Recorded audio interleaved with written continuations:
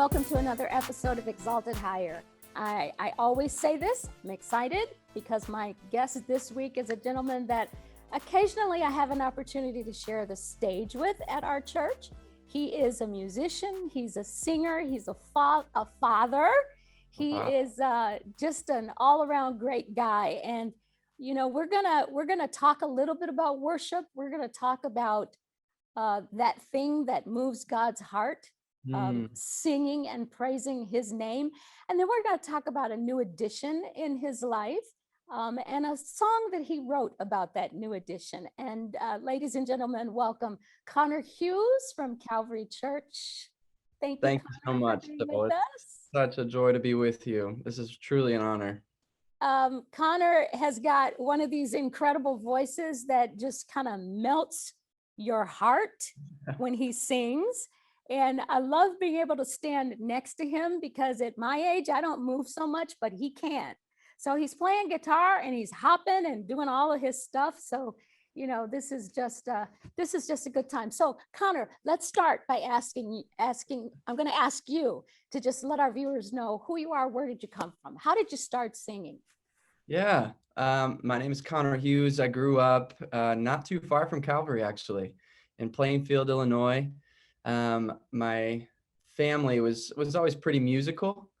And so I was surrounded by music. My dad played guitar, my mom played piano, and my grandma was in the choir. She would always be singing around the house. And so I was always around music, and it was such an influential part of who I am in my life. I started playing around middle school with the drums, and then picked up guitar. Probably. Wait. Did you say you played drums too? I started on drums. I can't say that I'm any good anymore, but that's where I started. I have an appreciation for them. So yeah, I picked up some guitar and really all self-taught. Just loved music and the ways that artists are able to weave melody and words to evoke emotion and to capture moments. And so I wanted to study that for myself and learn how to do that well. And joined a couple bands, got involved in the church, and really actually through Calvary found a deeper appreciation and inspiration for worship music. And that led me to study it at Hope College in Michigan. Really? Yeah. So tell me, how has worship really changed your life? I always knew that there was like a power and like a sacredness to music. And I remember coming one Wednesday night to youth group. A friend had invited me here at Calvary, and the excellence in the music, but also the passion behind it was so unbelievably inspiring, and it really changed the way that I viewed this gift and passion that I had. And so since then, I've always sought to find ways to better develop that gift, to find ways to help other people be inspired by music.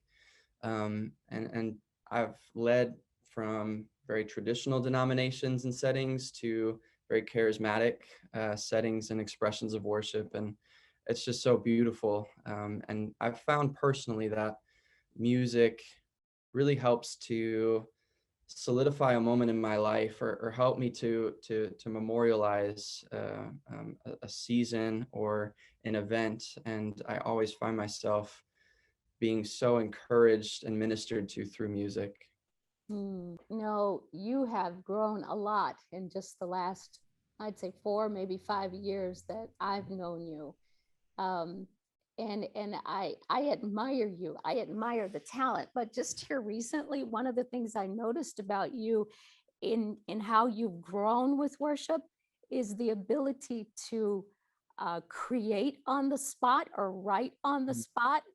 Some weekend teams were sitting around and you just have the guitar and you just start playing a jingle. I call them jingles. And the next thing you know, we're doing it on team for that service that night. And I think that is absolutely fascinating.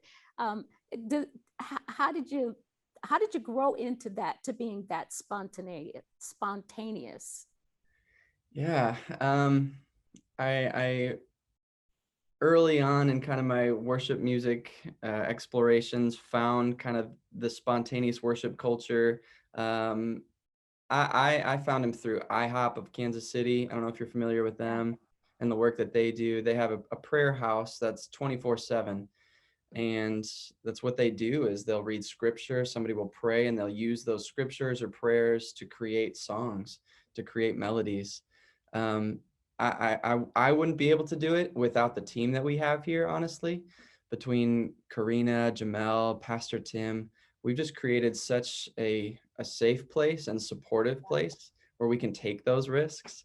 And sometimes they work and sometimes they don't, but we want to set the example for our community, that the Lord wants to sing a new song, and that there's something that he's doing here at Calvary that's maybe different than other places. And music is one way that we get to express that. And so we don't mind looking silly or trying something new if it means that people feel inspired to sing to the Lord a new song, something that he's put on their heart. So how many songs have you written to your credit so far? To my credit, which is probably like published stuff, right? Yeah, or close to it.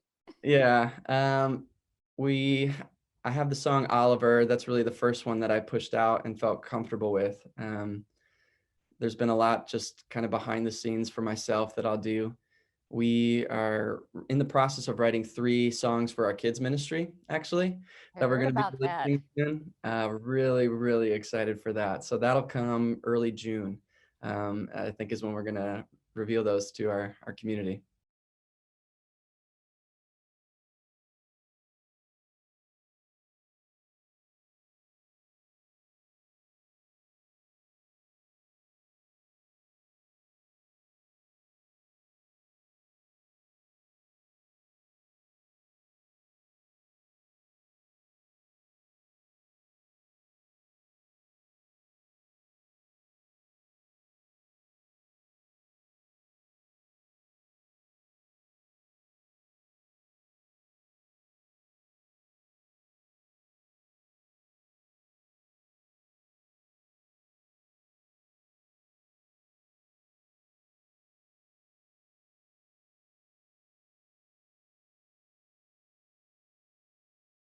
So let's talk about Oliver. When you played that song for me,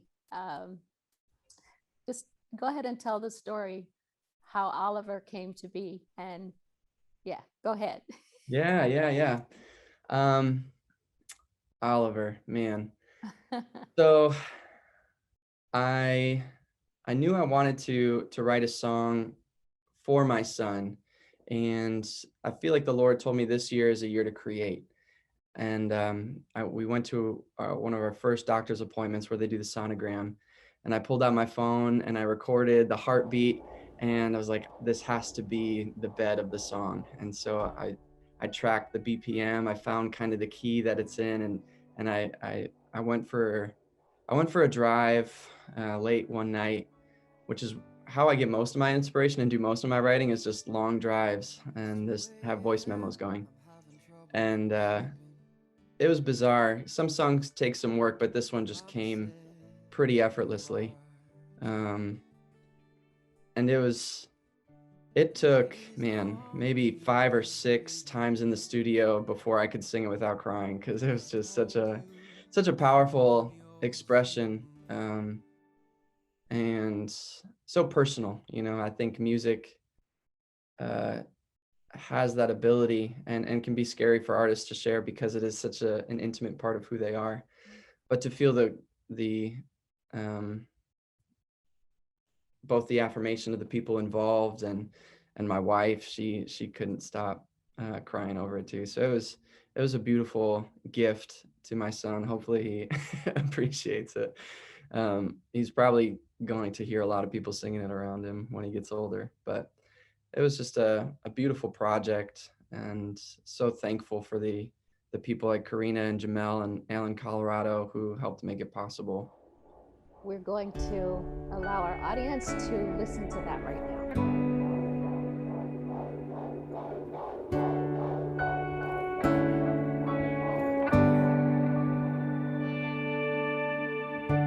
It's 2 a.m., I'm having trouble sleeping.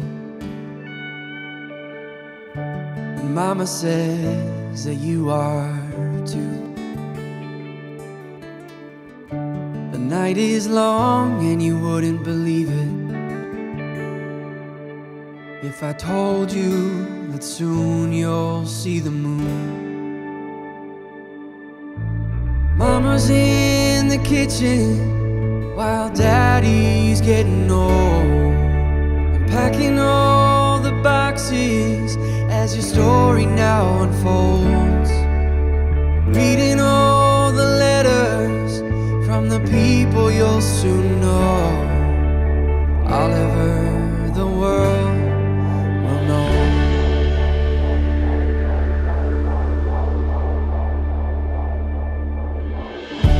It's 9 a.m. Sunday morning. The band is playing an old familiar tune,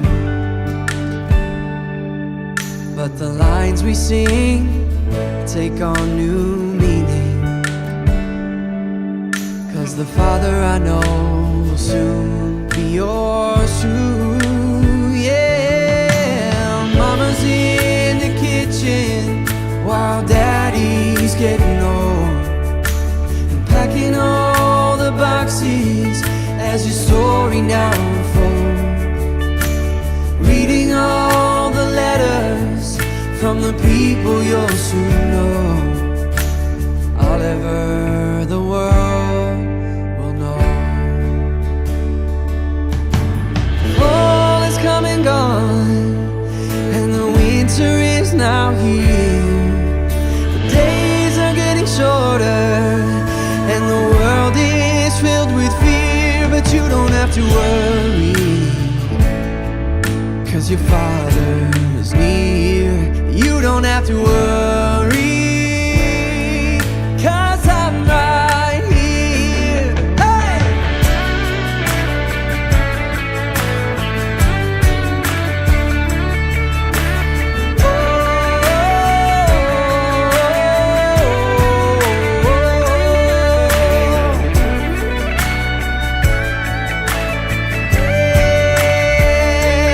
You don't have to worry,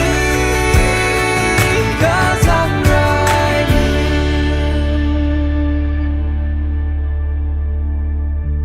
Mama's in the kitchen while Daddy's getting old.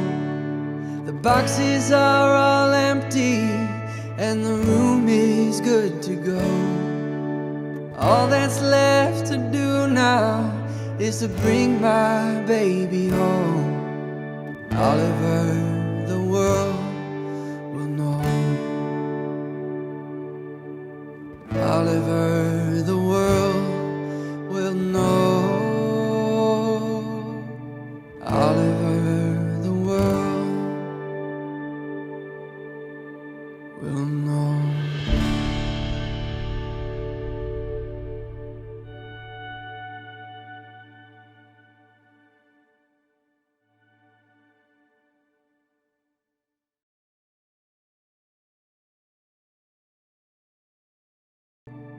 Oliver, the world will know.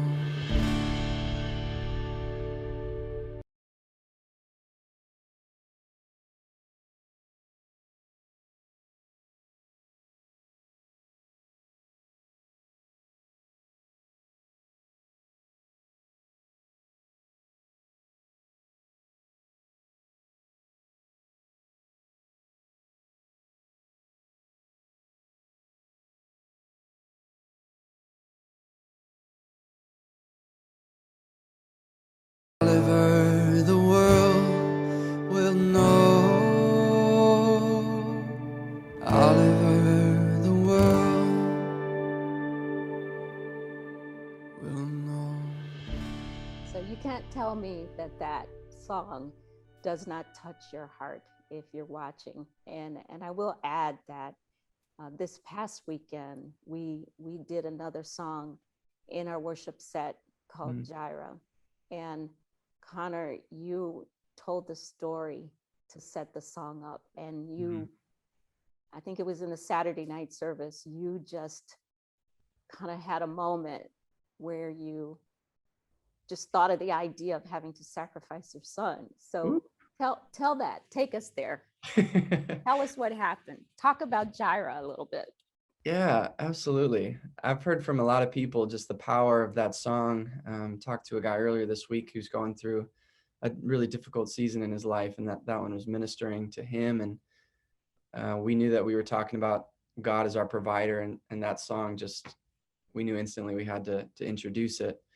It might be a term that's unfamiliar to some people. So it shows up in Genesis 22 with Abraham, and God tells Abraham, I want you to sacrifice your son Isaac. And this was the son who he promised he would make a great nation out of. Right. And just seeing the story, Isaac was able to ask some questions. He carried the wood, so he must have been at a little bit older. And so Abraham's built this relationship and has probably been able to put some designs on his son and what this great future is going to look like. And then all of a sudden to be asked, all right, I want you to sacrifice him. Having a son, personally, I wasn't promised that a great nation would come from Oliver, but it really moves you in a way that it hadn't before. And I think just the beauty of being a parent is that you see scripture from a very different lens, and the fatherhood of God, and just this beautiful gift of stewarding a life and raising him up well is a lot of pressure, but still something so powerful.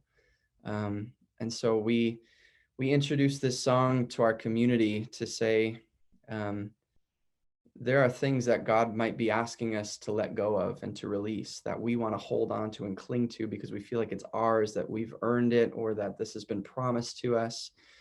And in that story, Abraham is tested. He shows himself faithful, and God blesses him. And there's something to be said of his character, but also trusting in the character and faithfulness of God, that when he asks you to release something, it's for a reason. And it's not just because he wants to hurt you or he doesn't trust you, but really it's to see where your heart is at in relation to him. Everything we have is a gift from him. And so this call to stewardship, sometimes there may be seasons where he asks you to release some things, to give up some things so that he can pour back into you, or see if he can entrust you with greater things. And man, that is beautiful. That I found myself in tears during one of the sets, just singing that song, Jireh. And God is faithful, and he is our provider all the time. So tell us what's new, what else is on the agenda for, let's say, for Calvary Worship. I know you said that you guys are working on new music for the kids ministry, which I think is awesome. Anything else happening? Maybe some recordings in the future? Care to share that? No? Am I prophesying maybe? Hey, well, we receive that, Sybil. Absolutely. We have such an incredible group of musicians and leaders and singers. And we truly do feel like the Lord has called us here for such a time as this to minister to our community and to inspire other communities as well. Just the background of all of us and what we bring into the team from different cultures and denominational expressions of worship, even different locations across the country, and networking as well. I mean, golly, Jamel with his connections is mind-blowing. And yes, it is. We're so incredibly blessed to have somebody like him who can coach us and encourage us to really step into this calling, and equip other churches as well to do it. That's personally my heart, and I think there's going to be some powerful songs written in this next year, certainly. Amen. I had to get my book of poetry out so I can start adding it to music. Yes. Your book of poetry? Yes. Start turning them into songs, right? That would be amazing. I didn't know you had one. I do. I have a book of poetry. Yeah. Haven't done anything with it, but yes. I'd love to see it, Sybil. I know. I think we can do something with it. Well, Conor, thank you so much for being a part of the program. And at the end of the show, we will put credits up so that you know how to get in touch with the Calvary Church leadership group. And you want to watch anything from Calvary, you can go to their YouTube channel. There's lots of video files that are still there with music and pastor sermons and all of these young folks jumping across the stage during worship and the whole 9 yards. But thank you so much, Conor, for being with us. Thank you, Sybil. It's such an honor. Thank you to you and your team for allowing me this opportunity. You guys are amazing. Love you. Love you as well. Bye, Conor! See ya. One of the happenings we didn't discuss was Conor's involvement in fine arts at Calvary Church, Naperville. You have heard me talk about this ministry of the Assemblies of God, where our students are prepped, coached, practiced, and prayed over to compete in national competitions in areas like music, art, spoken word, dance, media, and much more. We've even featured some of the regional winners here on Exalted Higher. Well, the 2022 season is on the way, and we're getting ready to do it all over again. Please enjoy this compilation of a few of the 2020 winners featured here on Exalted Higher.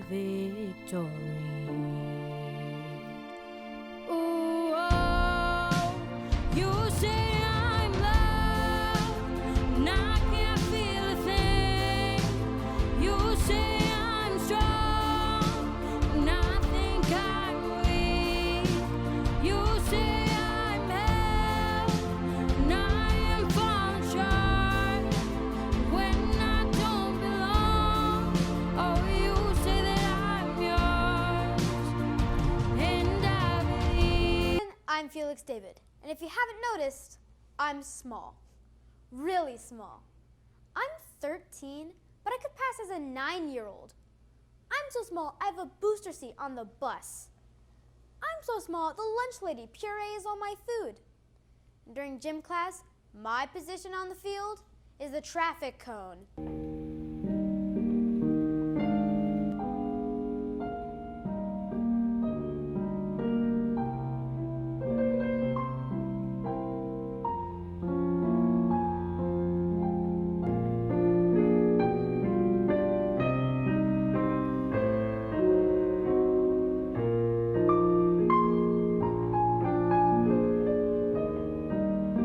Love has a name.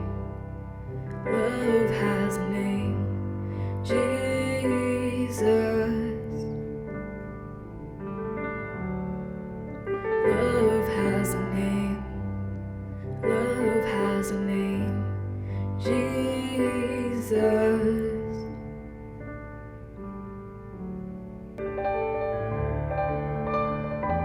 We will stand in.